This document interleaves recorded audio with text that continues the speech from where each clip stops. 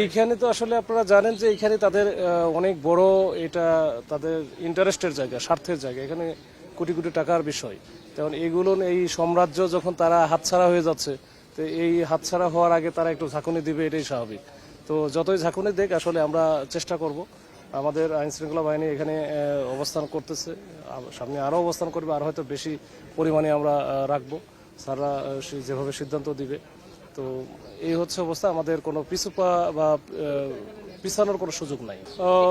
আপনারা দেখেছেন যে গত রাতে, মূলত মধ্যরাতেই বলা যায়, একটার পরে থেকে এইখানে আমাদের জঙ্গল সলিমপুরে আসার যে রাস্তার বেশ কয়েকটা অংশে একেবারে যে ভ্যাকুম মেশিন দিয়ে কেটে রাস্তা বিচ্ছিন্ন করা হয়েছে, যেন আমরা আইন শৃঙ্খলা বাহিনী যানবাহন ব্যবহার করতে না পারে এবং দ্রুত না আসতে পারে।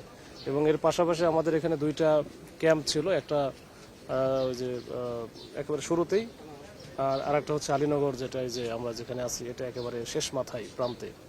তো এইখানেই মূলত আমাদের নতুন একটা অস্থায়ী ক্যাম্প হচ্ছিল, ওটা নির্মাণাধীন ছিল, আমাদের ফোর্স এখনো ওঠে নাই। তো এখানে যেহেতু আমাদের স্কুলে, এখানে আলীনগর স্কুলে র্যাব, পুলিশ, এপিবিএন বা আরআরএফ সবাই ছিল। তো এইখানে তারা টার্গেট করেছিল যে আমাদের ওই নতুন যে ক্যাম্পটা, এই ক্যাম্পটা যেন ওইখানে আমরা না করতে পারি। তো উদ্দেশ্য ওটাই ছিল। ওইটার উদ্দেশ্য থাকার কারণেই ওইটা ইমপ্লিমেন্ট করার কারণে তারা কিন্তু আমাদের এইখান থেকে যেন কেউ না ফোর্স বের হতে পারে, তাদেরকে আটকায় রাখা আর কি। তো এইটার ক্ষেত্রে তারা আগ্নেয়াস্ত্র কিছু কিছু ক্ষেত্রে ইউজ করেছে, এবং প্রত্যুত্তরে আমাদের এখানে যারা ফোর্স অফিসার ছিল তারাও কিন্তু হচ্ছে আমাদের এখান থেকে অস্ত্র ব্যবহার করেছে। বিশেষ করে আমাদের শর্টগান, চাইনিজ রাইফেল বা গ্যাস গানও ব্যবহার করা হয়েছে। সব মিলে 104 রাউন্ড আমাদের পুলিশের পক্ষ থেকে ব্যবহার করা হয়েছে, মানে শক্তভাবে প্রতিরোধ করা হয়েছে, যার কারণে তারা কিন্তু এখানে ঢুকতে পারে নাই বা কোনো ধরনের ক্যাজুয়ালিটি ওইভাবে আমাদের হয় নাই। এই হচ্ছে অবস্থা। আর ক্যাম্পের কিছু অংশ দেওয়াল তারা এক্সকাভেটর মেশিন দিয়ে ভেঙে ফেলে। তো এটা আমরা যে আমাদের চট্টগ্রাম রেঞ্জের মাননীয় ডিআইজি স্যারও এখানে ভিজিট করেছে, আমরা এসেছি রাতেই। তখন আমরা আসলে সরাসরি আসতে পারি না, আমরা হেঁটে এসেছি।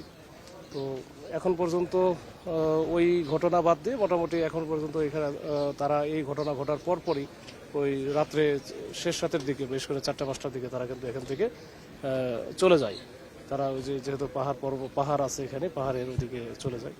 আসলে সন্ত্রাসী সে যেই হোক, এখন ইয়াসিন না রোকন বা কারা কি, আমরা এটা এর পিছনে কারা আছে সকলকেই আমরা শনাক্ত করার বা আইডেন্টিফাই করার চেষ্টা করব, করে তাদেরকে আইনের আওতায় নিয়ে আসার আমরা চেষ্টা করব। সবাই একেবারে আমাদের যত আইন শৃঙ্খলা বাহিনী আছে, আমাদের মূল উদ্দেশ্যই হচ্ছে এই জঙ্গল সলিমপুরে আইন শৃঙ্খলা রক্ষা করা, এই জনপদে শান্তি শৃঙ্খলা ফিরিয়ে নিয়ে আসা, এখানে দেশের ভিতরে দেশ, রাষ্ট্রের ভিতরে রাষ্ট্র না বানাতে দেওয়া। এর জন্য যা যা করণীয় আমরা করব। আমরা চাই যে রাস্তা যত দ্রুত সম্ভব এটা হোক, কিন্তু এটা কেন হচ্ছে না বা কি জন্য হচ্ছে, এটা ওই উত্তর দেওয়ার মতো আমার উত্তর দেওয়ার কথা না। এটা আমরা চাই যে এটা যত দ্রুত সম্ভব এটা রাস্তাটা হোক। কারণ রাস্তাটা হলে, এই রাস্তাটা যদি ঠিকমতো মানে পাকা সড়কটা হয়, তাহলে এইখানকার যে প্রবলেম এখন যেটা আছে, এটা আমি মনে করি যে, আমি বিশ্বাস করি যে এখানে 80% সলভ হয়ে যাবে এমনিতেই, আর বাদ বাকি 20% থাকবে, এটা আমরা